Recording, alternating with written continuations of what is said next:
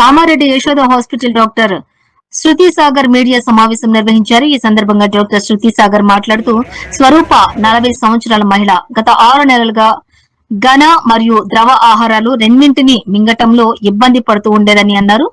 డిస్ప్లేజియా మరియు తిరిగి రావడం అలాగే రిగరిటేషన్ అనే ప్రధాన ఫిర్యాదులతోటి ఆసుపత్రిలో చేరటం జరిగిందని, డిస్ప్లేజియా కోసం మరింత పరీక్షలు చేయడానికి సమగ్ర వైద్య పరీక్షలు నిర్వహించారు.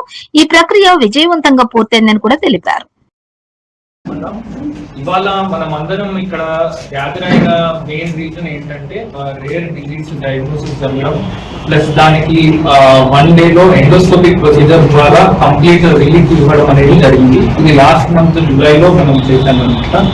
సో ఈ డిజీజ్ అవేర్నెస్ ప్లస్ పేషెంట్ కి రికవరీ ఎంత క్విక్ గా ఉండొచ్చు, ఈ డిజీజ్ కొంచెం రేర్ డిజీజ్ కాబట్టి దీని గురించి కొంచెం అవేర్నెస్ కోసం మనం ఇవాళ దీని గురించి మాట్లాడుతున్నాం.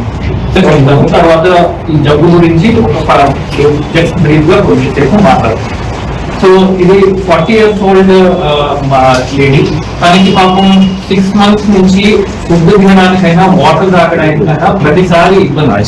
అంటే ఒక్కసారి కూడా 1 glass of వాటర్ తాగాలన్నా ఎవ్రీ టైం తనకి ఛాతీలోనే ఆగిపోతున్నట్టు సెన్సేషన్, లోపలికి వెళ్ళట్లేదు అనేది తన మెయిన్ డిఫికల్టీ.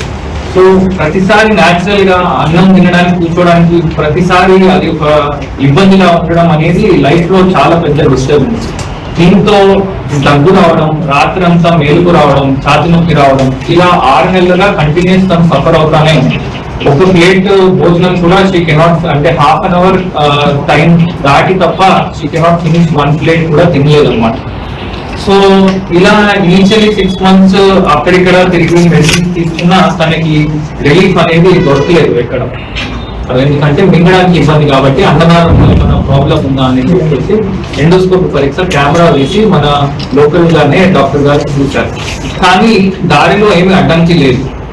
నోటి నుంచి స్టమక్ దాకా అంటే కడుపు దాకా దారిలో మాత్రం ఏ ఇబ్బంది లేదు. అయినా ఫుడ్ మాత్రం అన్ననాళంలోనే ఉంది. తను చూసినప్పుడు కూడా నీళ్లు అన్నం అన్ననాళంలోనే ఉండిపోతుంది.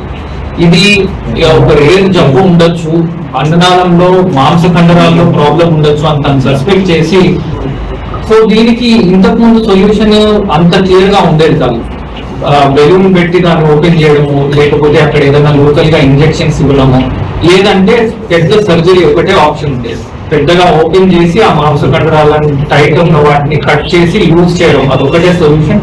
దానికి రికవరీ మళ్ళీ మల్టిపుల్ డేస్ హాస్పిటల్లోనే ఎండోస్కోపీ ద్వారా నోట్ లోంచి వెళ్ళి లోపల నుంచి అన్ననాళంలో చిన్న కట్ చేసుకుని ఆ మాంస కండరాల లోనికి వెళ్ళి దాన్ని లూజ్ చేసి అక్కడికక్కడ క్లోజ్ చేసి వచ్చేస్తాం.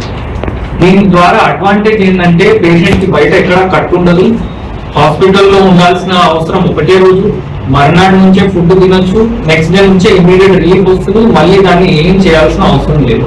సో ఒకసారి లేకుండా ఈ మేజర్ ప్రాబ్లమ్ ని 1 day లో సొల్యూషన్ ఇవ్వగలం అన్నమాట. ఈజీగా